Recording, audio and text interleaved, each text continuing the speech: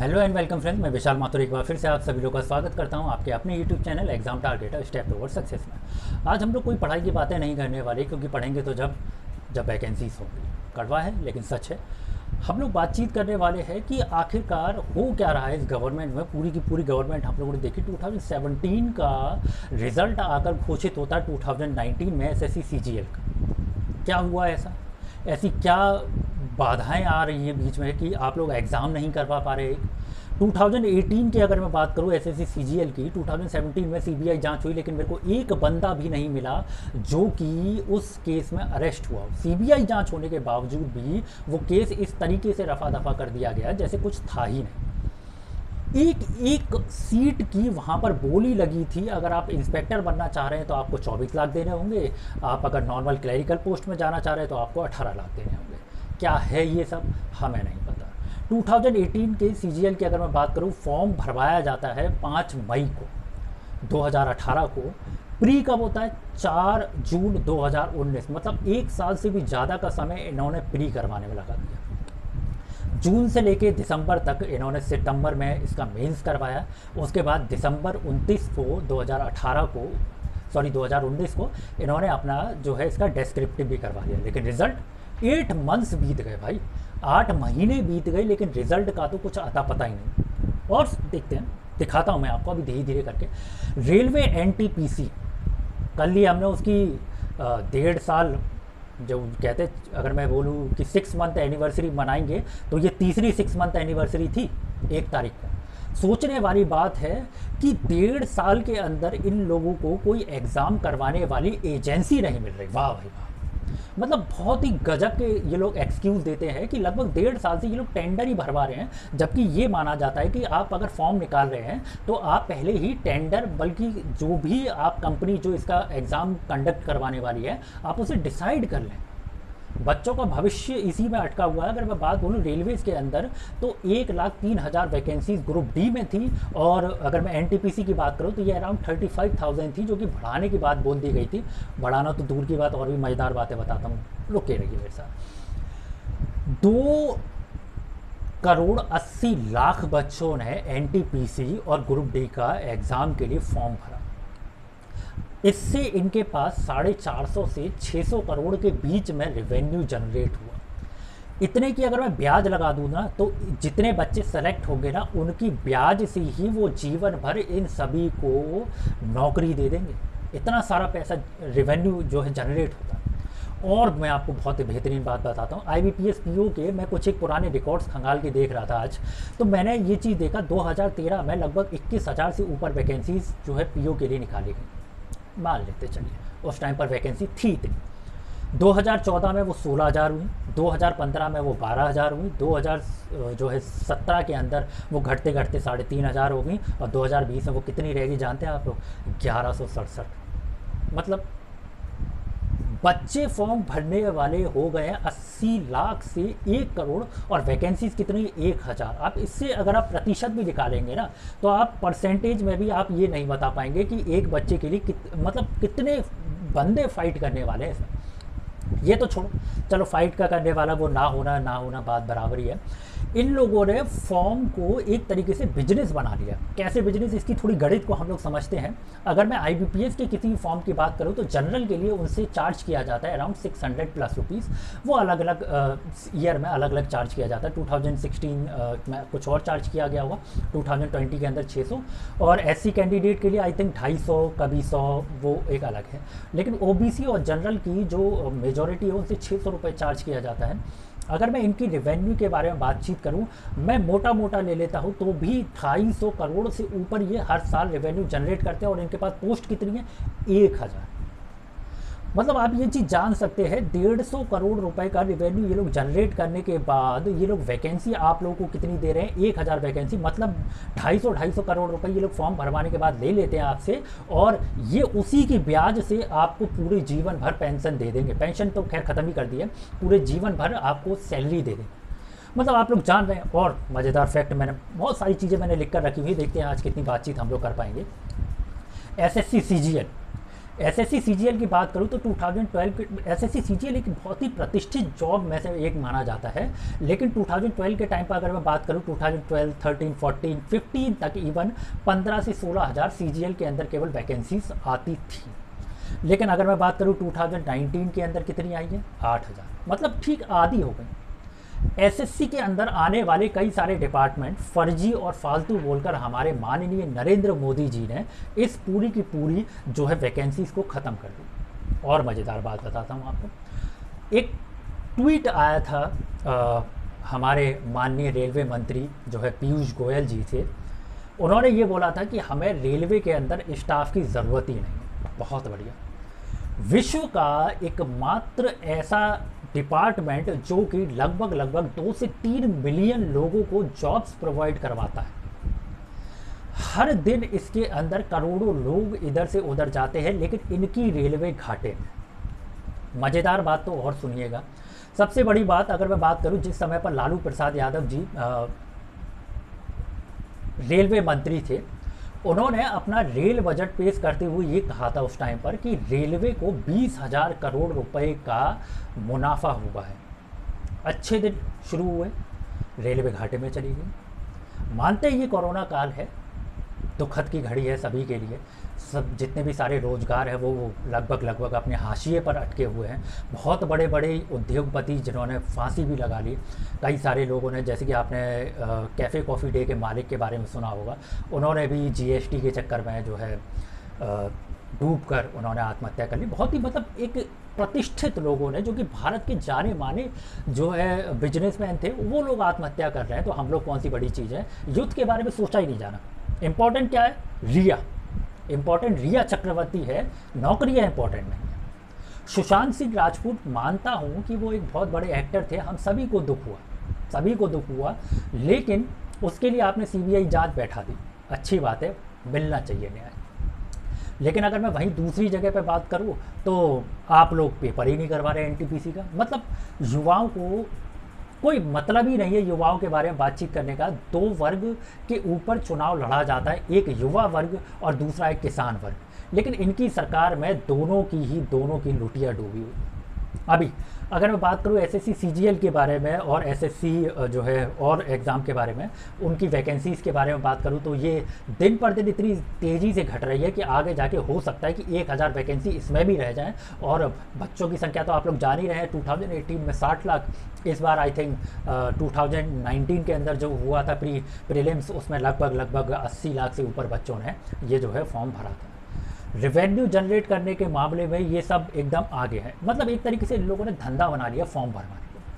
क्या कर रहे हैं, 4 बार अलग अलग तरीके से फॉर्म निकलवाएंगे, उनका अलग अलग पैसा ऐंठेंगे, पैसा ऐंठने के बाद उन्हें जॉब्स वैकेंसीज कितनी देनी है, इतनी सी, 1,000, 2,000, 3,000। अब बात करता हूँ हमारे टॉप क्लास यूपी मॉडल के बारे में, जो कि सबसे बेहतरीन सरकार हम लोगों के सामने दर्शाई जाती है कि एक बेहतरीन सरकार है, बहुत बढ़िया, मज़ेदार है, उसने ये कर दिया, वो कर दिया, 2 करोड़ जॉब्स जनरेट कर दी। भाई कहाँ है 2 करोड़ जॉब? केवल कागजों में ये सारी की सारी नीतियाँ रह जाती हैं, एक भी जॉब युवाओं तक नहीं पहुँची। आगे अगर मैं और बातचीत करूँ, 59,000 शिक्षक भर्ती 1.5 साल से लंबित है। 1.5 साल से भी ज़्यादा का समय हो गया, 2 साल होने वाला है इसका फॉर्म निकले हुए। जो है एसएससी जो है 69,000 भर्तियों का फॉर्म निकले हुए 1.5 साल हुआ जा रहा है। लेकिन हमारी गवर्नमेंट कर क्या रही है, कुछ नहीं कर रही। हर दिन दूसरे कुछ ना कुछ नए केस आ जाते हैं, कोई भी केस पर ध्यान नहीं दे रही है। इवन कई सारे केसेस में तो वो अपने प्रवक्ता तक नहीं भेजती हाई कोर्ट में। और आप क्या बात करेंगे। और दूसरी बात अगर मैं बोलूँ तो इतने सारे युवा वर्ग परेशान हैं। आपने प्राइमरी के अंदर कोई दिक्कत नहीं है, आपने बहुत सारे देखे होंगे कि सबसे बड़ी बात यह है कि आप सेशन पर सेशन आउट करते जा रहे हैं। आपने जो है बीटीसी का 2020 तक का सेशन आपने आउट करने तक के लिए बोल दिया, वो तो कोरोना टाइम था इसलिए 2020 का सेशन 0 हो गया। लेकिन आप 2020 बीएड के एग्ज़ाम आपने करवा लिए, भाई वाह।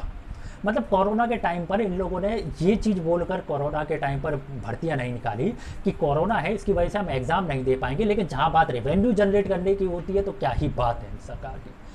तो ये छोटी छोटी खामियां मैं आप लोगों के सामने यहाँ पर लेकर के आया हूँ। बहुत ही ज़्यादा दुख होता है जब देखते हैं कि हमारे जैसे लोग जो है नौकरियों के लिए भटक रहे हैं। कई सारे बहुत सारे लोग हैं जो कि जिन्हें की नौकरियां नहीं मिल रही है। अब अगर अगर हम लोग किसी भी जैसे कि अभी योगी सरकार की बात कर ली जाए, नौकरियों के लिए एक रैली के अंदर उन लोगों ने अपना जो है एक कार्ड पर लिखकर ऐसे करके ऊपर टांग दिया था कि नौकरियां चाहिए हमें।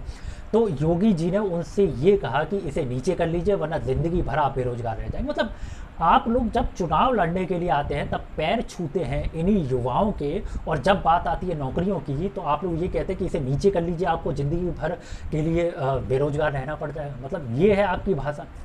यूपी के जो शिक्षा मंत्री है जो है यहाँ पर सतीश द्विवेदी जी, वो आते हैं और वो ये आके बोलते हैं कि आप लोग टेट कर लीजिए, सीटेट कर लीजिए तो क्या हम आपको नौकरी दे देंगे। तो फिर आप ये कोर्स करवाई क्यों रहे? सबसे बड़ी बात यह है कि आप ये कोर्स करवाई क्यों रहे हैं? आप एक काम करिए, सबको बंद ना कर दीजिए, या तो फिर आप एक काम करिए, एक सीधे तौर पे ले लीजिए कि 70,000 वैकेंसी है, आपने फॉर्म भरवाए, फॉर्म भरवाने के बाद आपने 70,000 बच्चों का एडमिशन करवा लिया, केवल उन्हीं से बीटीसी बीएड या जो भी आप करवाना चाह रहे हैं वो करवाइए, उसके बाद आप डायरेक्ट उन्हें जॉब दीजिए। तो कुछ नहीं होने वाला एट द एंड। ना तो ये एसएससी करवा रहे हैं, एसएससी के थ्रू कोई भी एग्ज़ाम ढंग से कंडक्ट करवा रहे हैं, लोगों को 2-2 3-3 साल बैठना पड़ रहा है। ना ही ये रेलवे का तो एग्ज़ाम ही नहीं करवा रहे, रिजल्ट की तो बात ही छोड़ो। इन्हें 2 साल से कंपनी नहीं मिल रही है कि जो एग्ज़ाम कंडक्ट करवा सके। अरे यार 50-50 रुपये आप और ले लीजिए अगर आपको पैसा इशू पड़ रहा है तो। आप कम के बच्चों को तंग तो ना करिए ना, ये सारी चीज़ें हैं। तो ये बहुत ही ज़्यादा कॉम्प्लिकेटेड सिचुएशन होती जा रही है बच्चों के लिए कि अब आखिरकार करे तो करे क्या। लॉकडाउन के टाइम पर पकौड़े भी नहीं तल सकते भाई, वो भी पुलिस वाले डंडे मार मार के भगा रहे हैं। 200 रुपये तो उन्हें चाहिए पुलिस वालों कि भाई 200 रुपये आप ठेल लगा रहे हैं तो आप पकौड़े की ठेल लगा रहे हैं तो आप 200 रुपये ने रिश्वत दो, तब जाके आप दिन भर इंसान 200 कमा नहीं पा रहा पकौड़े की ठेल में से। और सही बात तो ये है कि अगर सारे युवा पकौड़े बेचने लग जाएंगे तो जाहिर सी बात है खाएगा कौन। सबसे बड़ी बात तो पीयूष गोयल जी ने एक ट्वीट करके बोलते हैं कि रेलवेज़ के अंदर वैकेंसीज़ की ज़रूरत नहीं। बहुत बढ़िया। तभी हमारी रेलवे बिहार जानी होती है हैदराबाद पहुंच जाती है, हैदराबाद जानी होती है पटना पहुंच जाती है, कोई मतलब ही नहीं है। 50% वैकेंसीज कट करने की बातचीत हो रही, मतलब किस बिहाफ पर? आप ये बोलकर आए थे कि हम युवाओं का ध्यान रखेंगे, हम किसानों का ध्यान रखेंगे, लेकिन आप दिन पर दिन नौकरियां कट करते जा। आप नेशनलाइज बैंक की बात करें तो वो उठाकर आपने 12 कर दी। 4-5 नेशनलाइज बैंक थी वो आपने ख़त्म ही कर दी। अगर 4-5 नेशनलाइज बैंक के बारे में बात करूँ, अगर 1-1 लाख भी उनके अंदर पूरे भारत के अंदर कर्मचारी होंगे तो 4 लाख जॉब आपने वैसे ही उसे एकदम ख़त्म कर दिया। मतलब चल क्या रहा है? तो मेरा सीधा साधा सा सिद्धांत है सभी आप लोगों से जो भी मेरी ये वीडियो देख रहे हैं कि कम से कम अपने हक को पहचानें। आप यही सोच कर बैठ जाते हैं कि हम कर क्या सकते हैं, तो वी आर यूथ, हम बहुत कुछ कर सकते हैं अगर देखा जाए तो आप लोग को इन सब में करना क्या है? आप लोग को बिल्कुल शांतिपूर्ण प्रदर्शन करना है। क्या होना है आगे जाके मैं आपको बताऊंगा, धीरे धीरे अपडेट दूंगा कि हमें आगे हमारी क्या नीतियाँ होने वाली है। जितने भी बड़े बड़े ट्यूटर है उस चीज़ में आ रहे हैं कि क्या आगे की नीतियाँ होने वाली हैं, क्योंकि वैकेंसीज आ नहीं रही हैं। जो वैकेंसीज आई भी हैं उनके पेपर कंडक्ट नहीं कर पा रहे, जिनके हो भी गए उनका रिजल्ट नहीं निकाल रहे। तो सबसे पहले मैं आपको डिस्क्रिप्शन में लिंक दूंगा, जो है हैशटैग्स दूंगा कुछ। कल आप सभी लोग जिन लोग का ट्विटर अकाउंट है वो बहुत अच्छी बात है, उस ट्वीट करें, रीट्वीट करें कल 11 बजे से सभी लोग। एक तरीके से एक मान लीजिए वर्चुअल मूवमेंट आप मान लीजिए, एक छोटा सा आंदोलन मान लीजिए जो कि ट्विटर पर कल चालू होने वाला है। बहुत सारे लोगों ने इसका बिगुल भी फूंक दिया है। अगर आपको पूरा की पूरा देश, जैसा कि आप लोगों ने देखा होगा कि सारा के सारा जो है भारत प्राइवेटाइजेशन की तरफ जा रहा है, तो हम युवाओं का क्या होगा, हम लोगों का क्या होगा? क्योंकि प्राइवेटाइजेशन में आप लोग सभी लोग जानते हैं कि कितनी ज़्यादा कदर होती है सभी लोगों की, सभी वर्कर्स की। तो कल उठिए, अपने देश को बचाना है तो बचाइए, आप सभी लोगों के हाथ में है ये सारी चीज़ें। ट्विटर अकाउंट अगर आप लोगों ने नहीं बनाया है तो उसे बना लीजिए, कृपया करके मेरी आप सभी लोगों से हाथ जोड़ के विनती है कि आप अपना ट्विटर अकाउंट ज़रूर बनाएं। और अगर ज़रूरत पड़ती है फाइनेंशियली तो कृपया करके हेल्प करें, क्योंकि 1000 या 2000 रुपये में आपका कुछ नहीं बिगड़ रहा है। 1000 या 2000 रुपये फाइनेंशियली अगर कोई टीम कोई मांगती है तो आप उसे दें, क्योंकि बहुत सारी चीज़ें होती हैं, क्योंकि केवल बातों से ही लड़ाइयाँ नहीं लड़ी जाती, उसमें बहुत सारी होती हैं। आपको मैन पावर चाहिए होता है, आपको उसमें फाइनेंशियल पावर भी चाहिए होता है। अब तो देखने वाली बात है, इस लॉकडाउन में तो 14 करोड़ से लोगों की ज़्यादा जो है प्राइवेटाइजेशन में भी वजह से नौकरियाँ गई, और कुछ तो कोरोना की वजह से 14 करोड़ लोग बेरोजगार हुए हैं। तो क्या हो रहा है इस देश का वो तो खैर आगे बात है, लेकिन अभी तो हम लोग ये कर सकते हैं कि जितना हम लोग बचा सकते हैं बचाइएगा। हैशटैग्स मैं आप लोग को डिस्क्रिप्शन में दूंगा, तो कल जाके कम से कम उसे ट्वीट करिएगा, रीट्वीट करिएगा, जितना हो सकता है अपनी पावर को दिखाइएगा, जैसे आप लोगों ने प्रधानमंत्री मोदी जी की मन की बात में दिखाया। मोदी जी मन की बात तो करने आए, लेकिन सही बात यह है कि उन्होंने स्टूडेंट के बारे में एक बात नहीं बोली, ना ही उन्होंने रोजगार के बारे में एक बात बोला। कोरोना काल में सही है, मोदी जी बिल्कुल सही हैं। मोदी जी ने कहा कि इस काल को अवसर के रूप में देखिए, यही है कि वो 40 ITIs के जो इंस्टीट्यूट है वो बेचे दे रहे हैं। धीरे धीरे करेंगे, उनका कोई भरोसा नहीं है, एम्स भी बेच देंगे कल। बहुत सारे राजमार्ग बेच दिए गए। आपको मैं एक उदाहरण देता हूँ रेलवे स्टेशन पुणे के बारे में। तो उन्होंने रेलवे स्टेशन पुणे को बेच दिया। मतलब जिस इंसान के पास 5 रुपये जो है पहले वो प्लेटफॉर्म टिकट खरीदता था, अब वो प्लेटफॉर्म टिकट वहाँ पर 50 रुपये का मिल रहा है। आप लोग खुद सोच सकते हैं। तो मतलब 50-60 रुपये का रेलवे प्लेटफॉर्म टिकट मिल रहा है। मतलब जो इंसान अपनी जर्नी के लिए, वो लोग कई सारे गरीब वर्ग जो है रेलवे से सफ़र करता है, क्योंकि वो कन्वीनियंट है, प्लस वो काफ़ी ज़्यादा चीप भी है। उन गरीब वर्ग के लिए जिनकी रोज़ की कमाई भी 200 से 250 रुपये नहीं है, वो एक छोटी सी जगह से उठकर दूसरी जगह जाते, डेली अप डाउन करते हैं, उन लोगों के लिए प्लेटफॉर्म टिकट तक 60 रुपये है। तो आप खुद सोच सकते हैं कि जब आप रेलवे के अंदर चढ़ेंगे, जब वो पूरी तरीके से प्राइवेट हो जाएगा, तो किस हिसाब से लूट होगी। तो अब तो फिर आप लोगों के हाथ में, आप क्या करना है, आपको क्या नहीं करना। कम से कम जो जानकारियाँ आपको मिल रही हैं, तो कम से कम उसके हिसाब से कल सबसे पहले तो ट्विटर अकाउंट अपना बना लें और ट्वीट एंड रीट्वीट्स करें, अपना पावर दिखाएं, ताकि सरकार को थोड़ा बहुत तो समझ आए कि अगर ऐसे चला तो 2019 में तो चल गया, लेकिन 2024 में नहीं चल पाया। मैं किसी भी सरकार का विरोधी नहीं हूँ, क्योंकि मेरे घर में भी 7 वोट है। मैंने भी 2014 और 19 दोनों में मोदी जी को वोट दिया। लेकिन अगर देखा जाए, बदलाव जैसा हम चाहते थे वैसा नहीं हुआ। धीरे धीरे करके सारी चीज़ प्राइवेटाइजेशन की ओर धकेल दी जा रही है, चाहे वो राजी गैर राजी। आगे जाके ये तक बात चल रही है कि नेशनलाइज बैंक को घटाकर 12 से सीधे करके 4 कर देंगे। 4 करके इनका क्या भरोसा, 1 भी कर दे। मतलब नेशनलाइज करने का उनका रीज़न यही था, ताकि हमारा और आपका भविष्य और उसका पैसा जो सिक्योर हो। अब तो ये प्राइवेट में ही चली गई। आप खुद ही देख लीजिए, येस बैंक का क्या हाल हुआ, HDFC बैंक का क्या हुआ। अब तो बस आप ही के हाथ में है। तो कल उठिएगा, ट्वीट करिएगा, रीट्वीट करिएगा और इस आंदोलन का हिस्सा बनिएगा। तो आज के लिए इतना ही। Thank you very much. अगर आप सो रहे हैं तो जाग जाइए। बाय।